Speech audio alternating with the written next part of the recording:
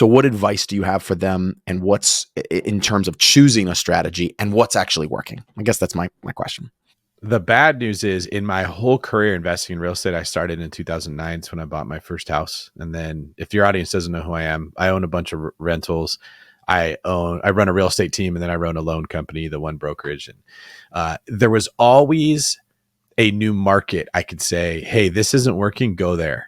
Hey, this isn't working, go there. And then we sort of ran out of markets that didn't have a ton of competition where you could confidently find a cash flowing rental. I don't know of any that aren't areas so bad you don't want to buy there. So it's the cash flow is like, you can find it, but just like go out there and grab it and pick it up. No, I don't know anywhere. You're just going to go grab it right at the MLS. And then it became, well, do a short-term rental instead of a traditional rental. Yeah, it's more work, but you can still make it cash flow. And it's better than your job. So a lot of people did that. They quit their job. They managed 3 or 4 of their own short-term rentals. They're still working, but it's work they like more. And now it's getting hard to do that. And the risk is increasing over there because now so many people have jumped into the short-term rental market. You got this $800,000 Phoenix property, Scottsdale property, and you can't get it booked because there's too much supply for the demand that's there, right? So what was the strategy that worked? If people hear that information too late, jump in, like you could lose money now or a lot of money doing that. And so what I'm getting at here is the knowledge that we put out is so vast. I have a book coming out for Bigger Pockets in October. And the one I'm working on after that is this new framework I've created to help answer this question you're talking about. And I start the book by just describing like real estate was a secret and now everyone knows it. You know, like the Israeli army developed Krav Maga. I'm assuming they developed it. Actually, you might come along and say, actually, no, it was No, I believe they did. Okay. Thank God, because I don't want to be speaking wrong there.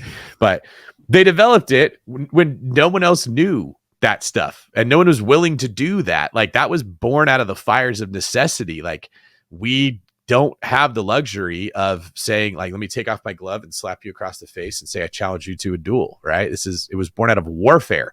It wasn't born out of philosophy or ego or like, tradition, like a lot of the other places. Like this was something born out of war.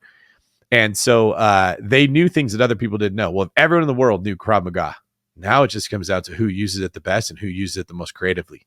Knowing it alone isn't enough.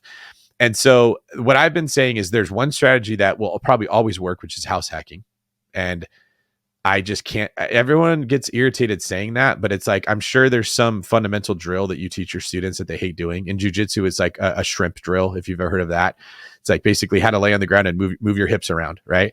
No one likes doing it. I don't like doing it. It's freaking boring and it's very tiring and it's not fun, but it's like the best thing you could ever do, right? There's always in every sport a fundamental. And it's kind of simple too. It's like a pretty simple move. Which is why it's boring. You're like, That's not cool. I want to learn the flying squirrel. I want to flip up in the air and do all kinds of crazy stuff. But like you do that and you make it like a basic, like you don't even think about it anymore. Very powerful.